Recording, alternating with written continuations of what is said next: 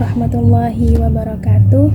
Bismillahirrahmanirrahim. Alhamdulillahirabbil alamin wassalatu wassalamu ala asrafil anbiya'i wal mursalin sayyidina Muhammadin wa ala alihi wa sahbihi ajma'in, amma ba'du. Yang saya ta'zimi dan yang saya hormati Al-Mukarram Kiai Haji Muhammad Hasan Mutawakkil Allah SHMM selaku pengasuh Pondok Pesantren Zainul Hasan Genggong. Yang saya hormati Bapak Dr. Abdul Aziz BAMAG selaku Rektor Universitas Islam Zainul Hasan Genggong. Yang saya hormati Bapak Dekan Bapak Dr. Imam Syafi'i MH selaku Dekan Fakultas Syariah Universitas Islam Zainul Hasan Genggong. Yang saya hormati Bapak Ramdan Wagianto MH selaku Kaprodi Perbandingan Madhab Universitas Islam Zainul Hasan Genggong. Dan yang saya hormati Bapak Dr. Abu Yazid Adnan Kutni MH selaku dosen pengampuh mata kuliah Fikih Muamalah Perbandingan di Prodi Perbandingan Madhab semester 5. Baiklah, dalam video kali ini saya akan mengangkat materi tentang hutang piutang dalam pandangan 4 madhab. Nah, pertama-tama yang kita akan bahas adalah pengertian hutang piutang. Secara bahasa, ad-dainu berarti sesuatu yang menjadi tanggungan seseorang, baik berupa uang, barang, ataupun jasa. Dan al-qardu berarti memotong. Nah, karena pemberi pinjaman seolah memotong sebagian hartanya untuk diberikan sementara waktu kepada orang lain. Nah, itu pengertian secara bahasa. Kemudian secara istilah fikih, hutang piutang adalah akad pemindahan kepemilikan harta dari seseorang kepada orang lain dengan syarat akan dikembalikan dengan yang sepadan. Nah, barang yang dipinjamkan itu biasanya merupakan barang yang sejenis dan juga dapat diganti. Misalnya, meminjam uang 100.000, maka mengembalikannya dengan jumlah yang sama. Seperti itu. Kemudian hukum hutang piutang dalam Islam. Nah, dasar hukumnya ini berasal dari Al-Qur'an dan hadis. Dalam Al-Qur'an, surah Al-Baqarah ayat 282, Bismillahirrahmanirrahim. Ya ayyuhalladzina amanu idza tadayantum bidainin ila ajalin musamma faktubuh. Jika kamu berhutang sampai waktu yang ditentukan, hendaklah kamu menulisnya. Nah, ayat ini merupakan ayat terpanjang dalam Al-Qur'an. Cuma saya tidak menyebutkan semuanya. Nah, dan isinya adalah pedoman hukum tentang transaksi hutang piutang dan muamalah keuangan. Allah memerintahkan agar hutang piutang yang memiliki jangka waktu itu ditulis secara tertulis. Jadi tujuannya itu agar tidak terjadi perselisihan, lupa, atau pengingkaran di kemudian hari. Kemudian dalam hadis Rasulullah SAW bersabda, kullu qardid jarra manfaatan fahuwa riba. Setiap pinjaman yang mendatangkan manfaat adalah riba. Ini hadis riwayat Al-Baihaqi. Kemudian kita akan membahas hukum asal. Hukum asal hutang piutang itu mubah. Jadi boleh, karena itu termasuk tolong-menolong dalam kebaikan. Namun, boleh jadi hukumnya nanti menjadi wajib, boleh jadi sunnah, makruh, atau bahkan haram, tergantung niat dan kondisi. Semisal ketika dalam kondisi sangat membutuhkan untuk kebutuhan pokok semisal, maka nanti hukumnya wajib bagi yang mampu memberi pinjaman. Nah, kondisi yang kedua, semisal untuk membantu sesama tanpa pamrih, maka itu hukumnya sunnah. Kemudian yang ketiga, peminjam berniat tidak membayar, nah maka nanti hukumnya itu haram untuk meminjamkan. Nah, yang keempat, ini dalam kondisi meminjam akan tetapi disertai tambahan manfaat seperti bunga atau diskon atau hadiah wajib. Nah, itu namanya riba. Jadi nanti hukumnya itu menjadi haram. Nah, kemudian kita akan membahas pandangan 4 madhab dalam hutang piutang. Karena kita di sini makulnya fikih mu'alah perbandingan, jadi kita akan membahas perbandingan 4 madhab. Yang pertama dari segi aspek atau definisi qardh. Menurut madhab Hanafi ialah pemindahan kepemilikan barang misil dengan kewajiban mengembalikan yang sepadan. Nah, itu menurut madhab Hanafi. Jadi kita meminjam barang, kemudian nanti dikembalikan dengan yang sepadan. Semisal meminjam uang 100.000, maka nanti dikembalikan 100.000. Kemudian menurut madhab Maliki ialah memberikan sesuatu yang bisa dikembalikan dengan sepadan tanpa syarat tambahan. Jadi di sini Imam Maliki menekankan tanpa syarat tambahan. Ya. Kemudian menurut madhab Syafi'i ialah meminjamkan harta misil agar penerima memanfaatkannya lalu mengembalikan yang sama. Jadi sependapat dengan madhab Hanafi, juga madhab Maliki. Kemudian menurut madhab Hambali ialah meminjamkan sesuatu agar dikembalikan dengan yang sejenis dan jumlahnya sama. Jadi definisi qardun menurut 4 madhab ini sebenarnya sama, ya, meminjamkan uang kemudian dikembalikan dengan jumlah yang sama. Itu definisi qardun. Kemudian hukum dasarnya menurut madhab Hanafi itu mubah. Hukum dasarnya itu mubah, boleh. Nah, akan tetapi bisa menjadi sunnah ataupun wajib tergantung kebutuhan, seperti yang saya jelaskan di sebelumnya itu. Kemudian menurut madhab Maliki hukumnya itu sunnah. Kenapa madhab Maliki di sini berpendapat sunnah? Karena termasuk tolong menolong dalam kebaikan. Kemudian menurut madhab Syafi'i mubah, namun disunahkan bagi yang mampu. Nah, sedangkan menurut madhab Hambali mubah, bahkan dianjurkan bagi yang mampu. Jadi memang kebanyakan madhab itu sepakatnya mubah. Imam Hanafi, Imam Malik, Imam Syafi'i, Imam Hambali itu mengatakan mubah dengan alasan tersendiri. Ya, seperti tadi Imam Syafi'i sunnah bagi yang mampu. Imam Hambali bahkan dianjurkan bagi yang mampu. Jadi hukum dasarnya itu mubah, kecuali madhab Maliki mengatakan sunnah karena termasuk tolong menolong. Kemudian syarat syah akad. Nah, menurut madhab Hanafi syaratnya itu objeknya harus jelas, semisal uang atau barang, ya, dan dapat diganti dengan yang sepadan. Ya, seperti meminjam uang 10.000, maka nanti diganti dengan uang 10.000, seperti itu.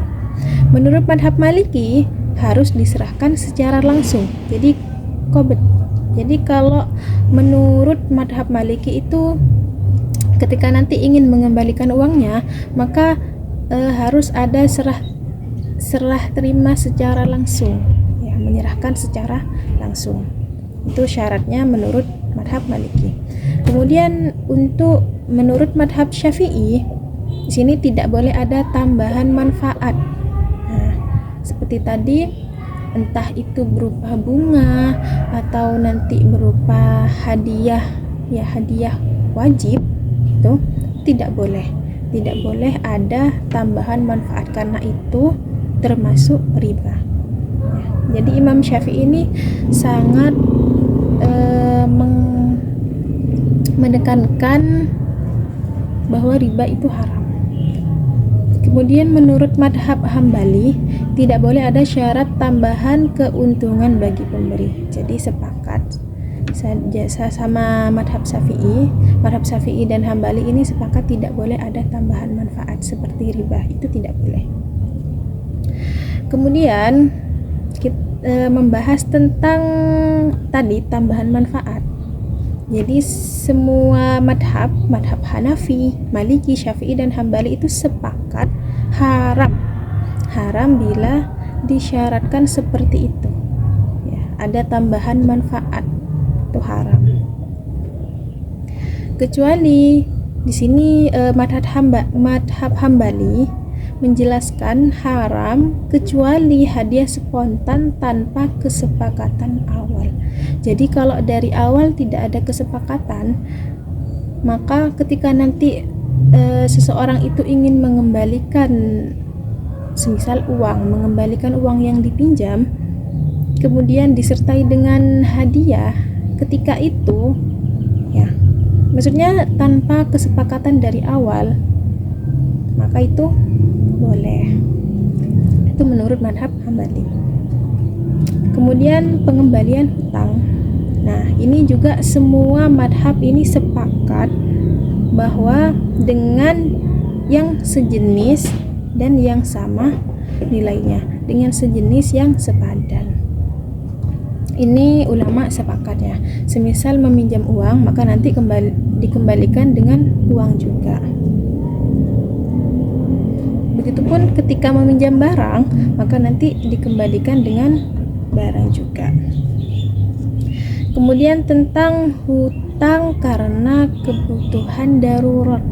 Nah, ini juga semua madhab sepakat memperbolehkan, ya, boleh. Bahkan kalau menurut madhab Hanafi, bahkan itu wajib bagi pemberi pinjaman jika penerima sangat membutuhkan. Nah, ini sampai-sampai madhab Hanafi ini menghukumi wajib memberikan pinjaman kalau memang orang tersebut sangat membutuhkan, seperti contohnya untuk kebutuhan pokok, ya, untuk makan sehari-hari, maka di sini hukumnya wajib meminjamkan. Nah, kalau madhab Maliki di sini boleh dan berpahala besar, itu menurut madhab Maliki. Menurut madhab Syafi'i boleh dan disunahkan. Sedangkan menurut madhab Hambali boleh dan sangat dianjurkan. Nah, sekarang kita akan membahas rukun hutang piutang. Jadi rukunnya itu ada 4. Yang pertama ada mukrid. Mukrid ini pemberi pinjaman, orang yang meminjamkan hartanya, orang yang memberi hartanya, itu mukrid. Yang kedua ada muktarid, peminjam. Nah, orang yang menerima pinjaman. Yang ketiga ada maqud alaih, objek hutang. Jadi objeknya bisa itu berupa barang atau uang yang dipinjam. Yang keempat ada sigot. Sigot ini ijab qabul, serah terima. Ini persyaratan saling ridho antara mukrid dan muktarid. Kemudian syarat hutang piutang. Yang pertama, objek pinjaman harus barang yang halal dan memiliki padanan. Jadi ketika kita ingin meminjamkan barang sesuatu, maka itu barangnya harus halal dan juga memiliki padanan, sepadan. Ketika nanti seseorang itu ingin mengembalikannya, maka harus punya pepadan, harus memiliki padanan yang sama gitu. Yang kedua, tidak boleh ada tambahan manfaat yang disyaratkan. Jadi ketika nanti akad, maka tidak boleh ada tambahan manfaat ya, seperti nanti ada bunga atau ada hadiah yang wajib gitu yang disyaratkan, itu tidak boleh. Kemudian yang ketiga, harus ada niat untuk mengembalikan ya, harus ada niat untuk mengembalikan. Jadi kalau dari awal orang tersebut, saya mau pinjam uang 100 tapi tidak akan saya kembalikan, nah itu tidak boleh, hukumnya itu tidak boleh. Yang keempat, ada waktu pengembalian boleh disebutkan, boleh juga tidak disebutkan. Jadi waktunya itu boleh disebutkan, boleh tidak disebutkan. Nah, contohnya di sini, contohnya si A berkata, saya pinjamkan kepadamu uang 100, kembalikan minggu depan. Nah, ini disebutkan kan, disebutkan waktu pengembaliannya. Kemudian si B menjawab, saya terima. Nah, ini sah akadnya. Dengan catatan, bila si B ini berjanji mengembalikan dengan tambahan, semisal 110, nah maka tambahan itu disebut riba. Kecuali hadiah sukarela tanpa perjanjian. Nah, kecuali ketika nanti si B ini menyauri hutangnya 110 semisal, dengan niat dia itu ridho sebagai hadiah sukarela, nah itu baru boleh. Nah, itu tidak dikatakan riba. Kemudian adab dalam berhutang. Nah, jadi ada adabnya. Adab bagi peminjam. Nah, adab bagi peminjam yaitu niat untuk mengembalikan tepat waktu. Jadi sesuai perjanjian ya, tepat waktu. Yang kedua, tidak berhutang kecuali karena kebutuhan. Jadi kalau nggak butuh ya nggak usah hutang lah gitu ya. Terus yang ketiga, bila belum mampu maka minta penundaan waktu dengan baik. Jadi ngomongnya baik-baik, oh maaf, untuk sekarang saya belum bisa menyauri hutang saya, tolong beri saya waktu seminggu lagi semisal, seperti itu. Jadi ngomongnya itu dengan baik-baik, itu merupakan adab. Kemudian ada bagi pemberi pinjaman, itu memberi pinjaman dengan ikhlas dan tanpa pamrih. Jadi harus ikhlas tanpa mengharap balasan apa-apa. Kan kita niatnya juga saling tolong menolong ya, sesama muslim. Yang kedua, tidak menagih dengan kasar. Jadi menagihnya itu dengan baik-baik, ngomongnya baik-baik gitu. Rasulullah bersabda, barang siapa memberi kelonggaran kepada orang yang kesulitan, maka Allah akan memberi kelonggaran baginya di dunia dan di akhirat. Ini hadis riwayat Muslim. Ya. Kemudian hikmah dan nilai moral. Hikmahnya yang pertama itu menumbuhkan sikap tolong menolong dan empati. Ya. Jadi hutang piutang itu termasuk dari sikap tolong menolong ya antar sesama, empati kita ya kepada orang lain. Yang kedua, menghindari praktik riba.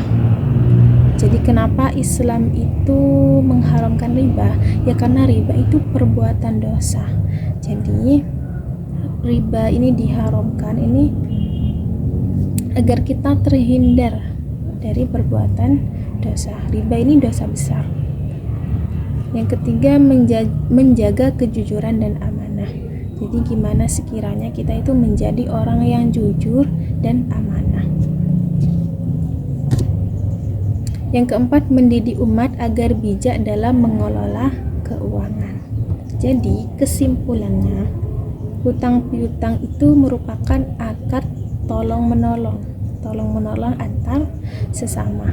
Ya karena bagaimanapun kita itu merupakan manusia yang saling membutuhkan satu sama lain. Kita itu bukan Allah yang